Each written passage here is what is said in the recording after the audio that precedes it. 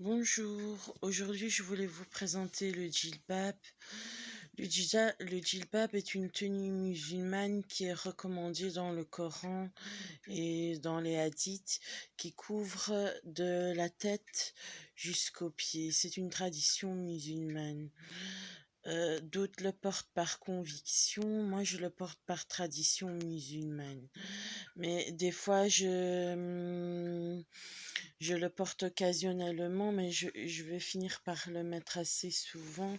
Mais je l'accessoirise avec une jupe 3/4 quand c'est un mini djilbab, avec une chemise.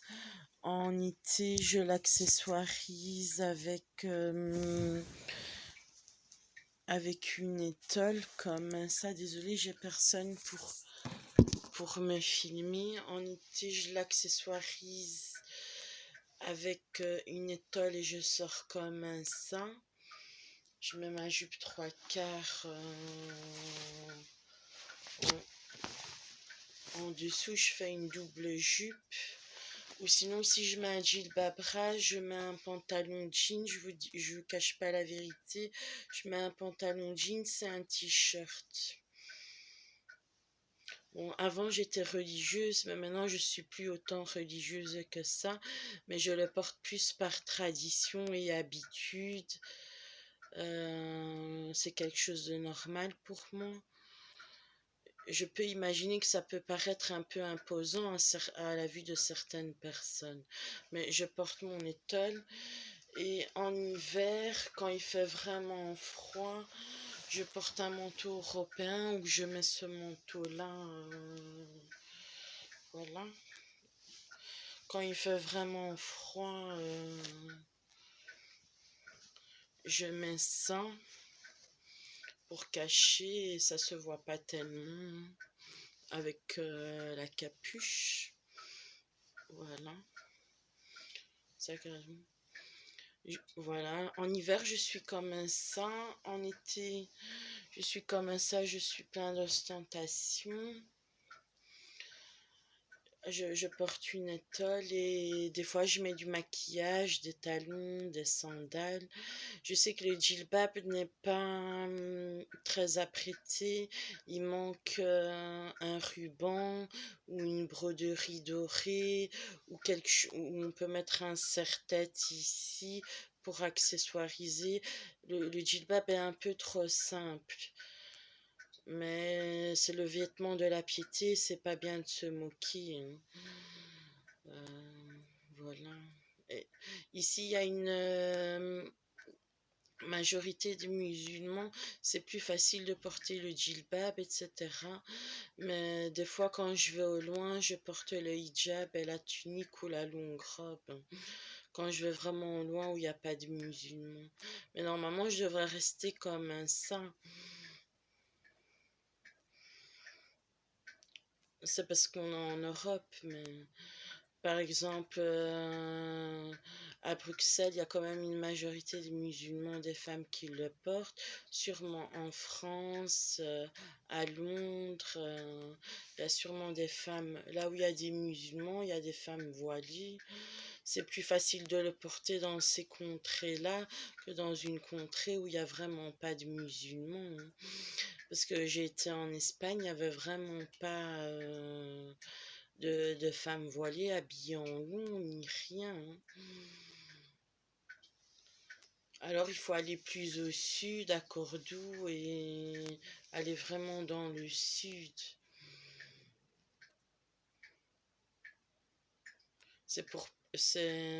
Moi je reste comme un saint. Voilà, je reste avec mon djilbab, des fois je mets ma jupe 3/4 comme ça pour accessoiriser, pour que ce soit pas trop fardé de la même couleur, ou des fois je mets des robes. Mais je le porte plus par tradition. Mais normalement, c'est marqué dans le Coran que la femme doit être voilée, etc. Mais comme c'est la fin des temps, les femmes préfèrent être libres et de moins en moins de femmes choisissent le voile. C'est quand même une prison, mais c'est pas une prison comme ça, mais on est privé, on peut pas aller à la plage, on peut pas toujours aller dans tous les restaurants qu'on voudrait, on peut pas rentrer, surtout pas dans les brasseries. Moi, je vais dans les tea rooms, dans les McDonald's, dans les snacks. Il y a des restaurants marocains, mais j'y vais pas souvent. Je peux aller au cinéma comme ça. Je peux faire les boutiques, le shopping. Mais c'est juste que pour à la mer, tu peux aller, mais soit tu plonges avec tes vêtements ou les gens vont te regarder peut-être bizarrement ou j'en sais rien. Parce que j'ai jamais été dans des endroits où c'était vraiment rempli de monde aussi. Il y a le problème qui se pose des vacances aussi. C'est pour ça que quand vous mettez le djellab, il faut bien réfléchir à ce que vous faites. Si vous le portez, il faut vous dire que des fois, il n'y a pas de retour en arrière et que si on enlève le djellab, on risque la malédiction de Dieu.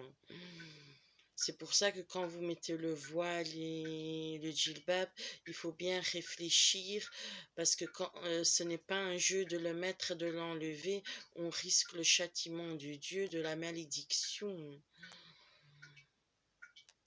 Vous vous rendez pas compte de ce que c'est que la malédiction de Dieu. C'est pour ça qu'il faut bien réfléchir avant de le mettre. Moi, j'ai toujours été voilée, mais si c'était à refaire, je crois que je l'aurais pas mis aussi vite. Je l'aurais porté plus tard vers 30 ans.